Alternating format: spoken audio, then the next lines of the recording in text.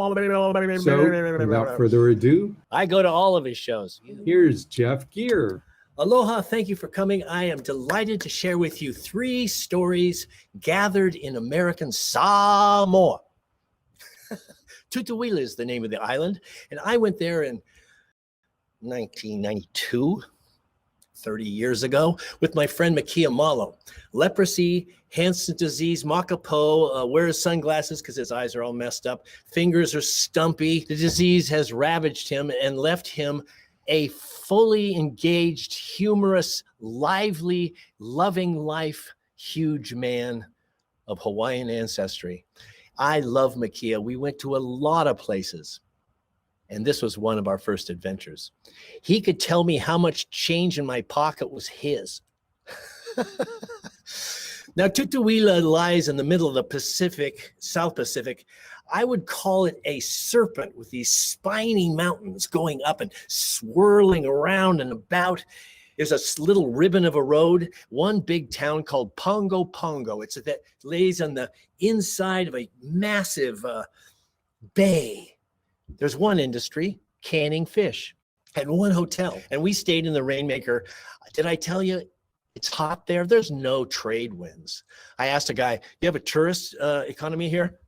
Who come here? It's too hot. And it was. You'd lay in bed in the Rainmaker and I could feel the sweat rolling off my cheeks, forming, sweating. The bed was wet every morning just from lying there. It's hot.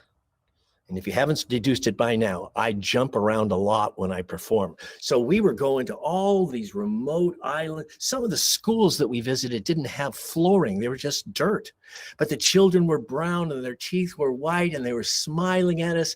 We had a ball. And we sweated the whole time. After our shows, we'd be driven by a lady named Law Stevens, who was just a hoot.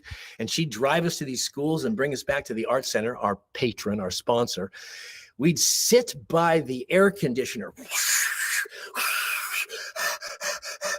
and guzzle, chug water.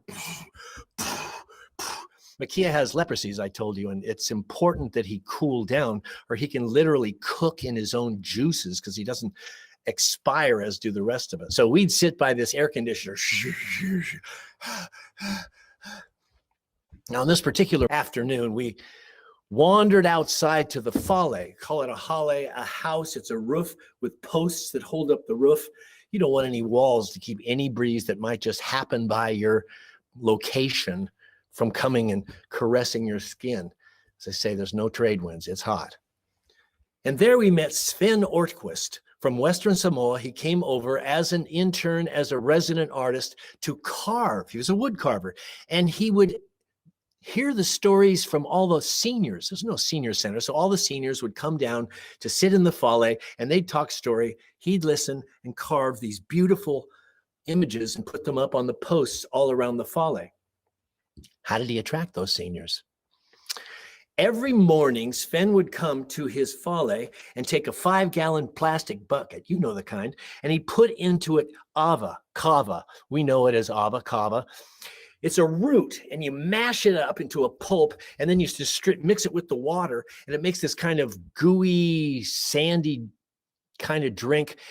And as you drink it, you get numb. Drink more numb. It's famous throughout Polynesia.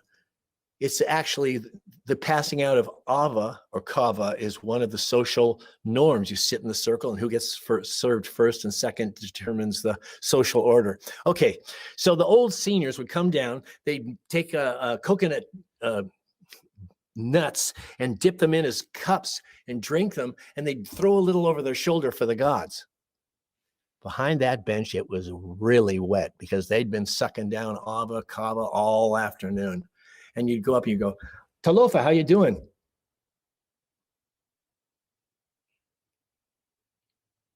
Talofa. Slow. So this is all important because I heard 3 stories I'm going to share with you about the Taliasi. And the first one comes from Sven. Also, you guys are storytellers from Hawaii. You like to tell a story? We've been talking all day. We're a little burnt out. Oh, that's okay. I tell you a story. You know, we got here the Taliasi. You got Pele. Yeah, the goddess of the volcano. Yeah, she comes down here to Samoa to visit the Taliasi. Who the Taliasi? The spirit people. She does? Yeah, we know when she comes too, because things get heavy. Heavy? People die.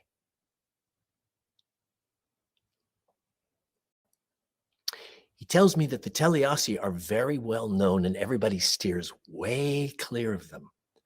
On Sundays, people go to church for 4 hours in the morning, go home, eat, sleep, and then in the evening they go back to church. Church is a fundamental part of Samoan life. Well, on Sunday mornings, the Taliasi, these ladies, spirit ladies, are drinking beers, crashing the cans, and throwing them at the passing cars. Nobody complains because they ain't people. And everybody knows who they are. The art center is visited by a Palangi, a new guy, a tourist, a white guy. He comes around the art center. There are the old guys right there on the bench. Hi, you guys. Let me sit down with you. He sits down and goes, wow, takes off his backpack. Hanging out with the native people. Talks, talk. Then around the corner of the art center come 3 of the Taliasi. 2 old ladies and 1 young one. The young one's walking by. She stops.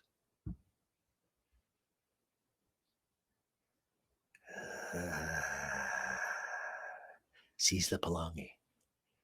Walks over to the bench. Scoot over. Sits down.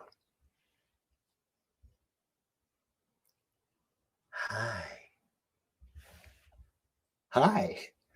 She starts to rub the insole where his foot joins his ankle and the leg. She's rubbing that part of his foot with her foot.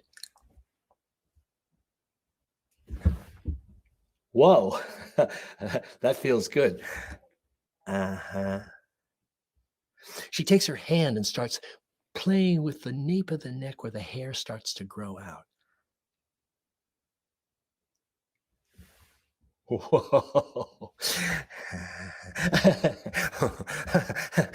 Pretty soon, arms are entwining. Then soon it was lip gloss. The 2 are smashed together. You know how it is. Sword swallowing.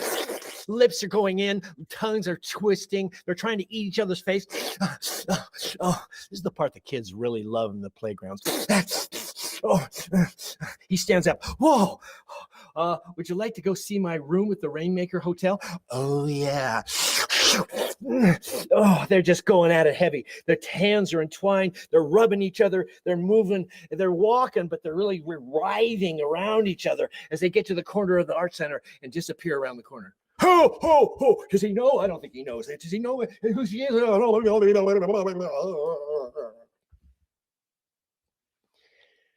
Didn't have to wait that long.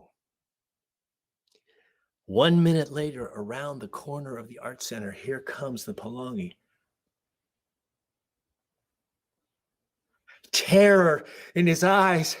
He dives for that backpack, pulls up a respirator. You know, people with asthma. Oh my God! Oh my God! Oh my God! The old guys. Whoa! Calm down, calm down. The guy calms down. He tells the story. There they are, all entwined, rubbing each other. They come around the art center and they come to this corner. Now, remember, I was with Makia Malo, leprosy, Hansen's disease, blind, balance not so good. So the joke was, Jeff is the guide dog. Now, I remember this curb. I think it was built so high because sometimes the torrents of rainfall have this big river and they need to direct it into the drain. It was a big curb. I remember it clearly because I'd take Makia there and go, Makia, it's a big curb. Yeah, whatever. Yeah, hold on to my shoulder. Yeah, it's bigger. Don't worry about it. It's a whole step down your knee. What do you mean? Yeah, it's a big, just come on, let's go. And we'd step over the curb. Whoa, that was a big step. I told you.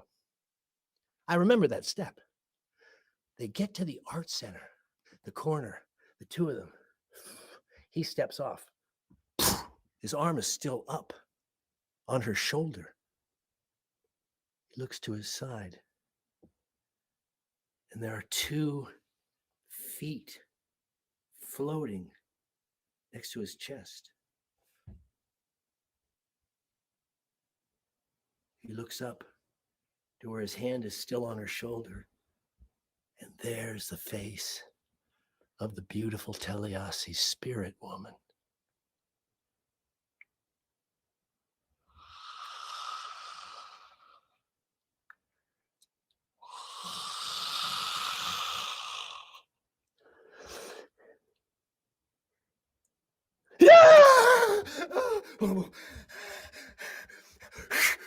Oh God, oh God, oh my God, oh my God.